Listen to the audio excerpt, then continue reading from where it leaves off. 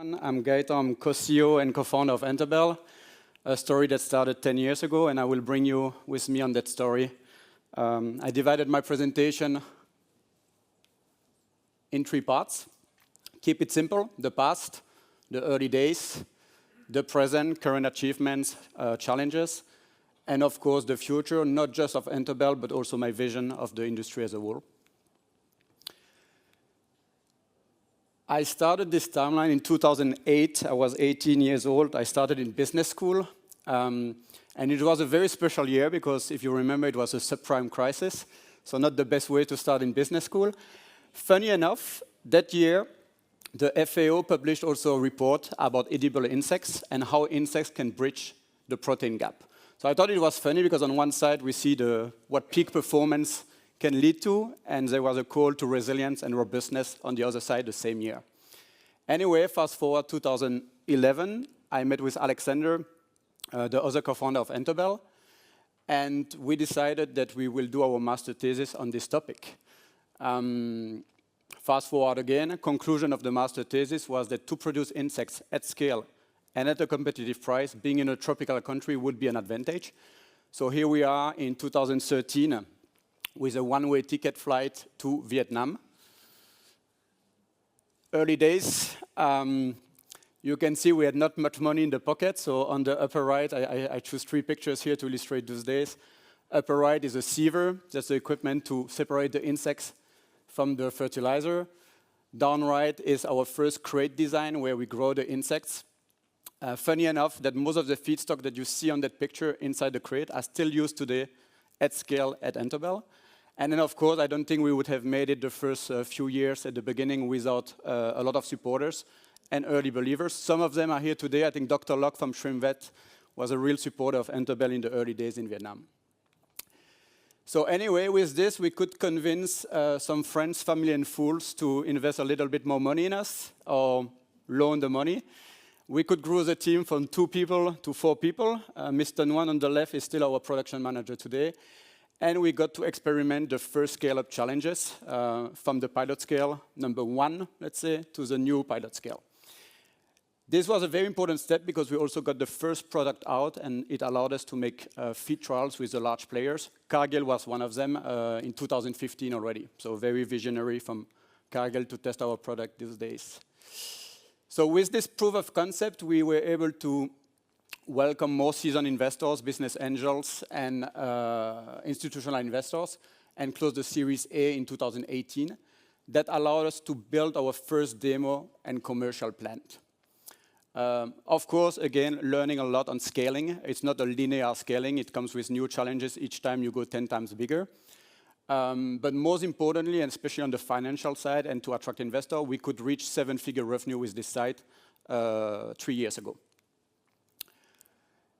And this allowed us to welcome new investors and partners, including institutional investors like Mekong and Dragon, or strategic partners like Vinh Hoan and the IFC. We closed the Series B in 2022, and in 2023 we did the grand opening of our largest factory, which is also the largest that I know of in Asia, but maybe I'm missing something. This is how it looks, 50-level racking system with a bunch of crates to handle, more than 8,000 crates per day.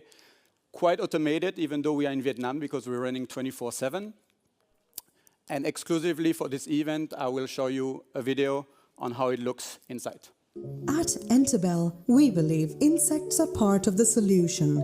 With a decade of experience in insect protein production, we harness the bioconversion power of the black soldier fly to transform low-value byproducts into high-quality ingredients. These flies have a highly efficient feed conversion ability, a short life cycle, leading to reduced need for land, water, and resources. Entobel strategic locations offer an abundance of agricultural byproducts to feed the insects, the right climate, and are at the heart of the aquaculture industry. In 2023, Entobel commissioned the largest site of its kind in Asia, fastest project execution in the industry to demonstrate the scalability and viability of its model. Our world-class 50-level high vertical farming system is located in Bà Rịa, Vũng Tàu, Vietnam. This facility efficiently upcycles up to 600 metric tons of byproducts every day, with a capacity of producing annually about 10,000 metric tons of insect meal, 2,000 metric tons of oil, and 50,000 metric tons of frass. Join us in the journey towards a sustainable tomorrow. Entobel, rethinking the food chain from the ground up. Yeah, so I hope this helps you to visualize how it looks inside. So present, that's where we are today. We commissioned this plant in November 2023, fast forwarding because I'm running out of time already.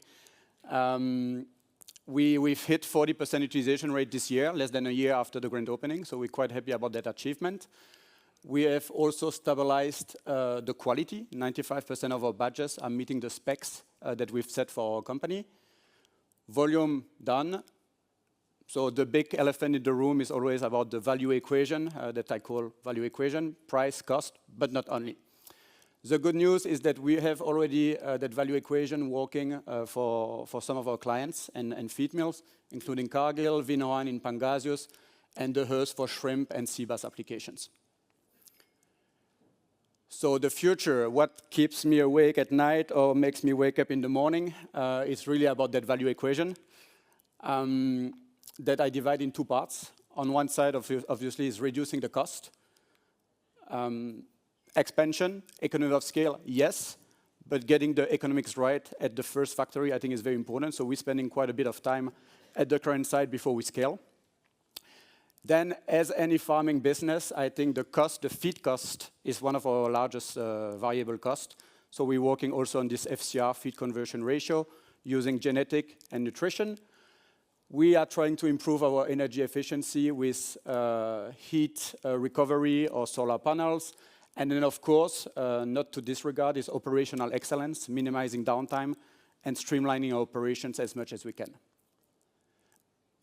On the other side of the equation is the value to the clients, to the industry. And that's a bit more tricky because it's usually harder to quantify. One aspect that we are working a lot with are feed trials to demonstrate functionalities of the ingredients. So palatability, attractability, health benefits for the shrimps has been demonstrated in several trials and with some clients as well. More difficult, more tricky, sustainability aspect. I think the sustainability aspect for insect meat is a key selling point. But right now, and I will talk about it on the next slide, it's still a bit of a challenge to define what is sustainability if we don't account for preservation of biodiversity. And then, of course, all those different values or findings are best valued when part of an integrated value chain project. And on that one, I will let Protix and his partners discuss more because they did an incredible job on the shrimp value chain with insect meal. This is where I want to spend 1 minute. It's important to me. 10 years ago, when I started this business with Alex, one of the main reasons we started is we thought fish meal is an ecological disaster. And then I was a bit surprised, actually, a few years ago when I looked at life cycle assessment to see that fish meal has a carbon footprint of around 1 to 1.5 kilo per kilo of fish meal, which is around what we have with insect meal as well. So if you just look at the carbon footprint, there is actually no strong incentive to use insect meal compared to fish meal, which sounds not too right. Here, I want to precise that this is something we did internally. It's not peer-reviewed. But we try to quantify and understand how fish meal truly compares to insect meal when it comes to sustainability. And the shortcoming that a lot of life cycle assessment methodologies have right now is that they just account for this tip of the iceberg. So for fish meal, it will be about the fuel of the boats. It will be about the processing energy to dry the fishes into powder. But a lot of other aspects are overlooked.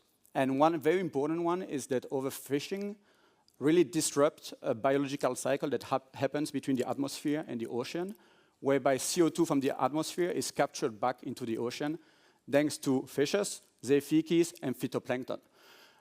So this is not really to have a strong debate right now on it, but I'm very open to collaborate with anyone in the industry that is an expert on this topic, because I think this would fast forward the use of insect meal much more if this becomes common knowledge. So I have a few more minutes. Let me conclude here. I think the industry and players like Entobel and Protix, we came a very long way. 10 years ago, there was no volume, there was no quality stability. Now we're heading there. Everyone is focusing on the value equation.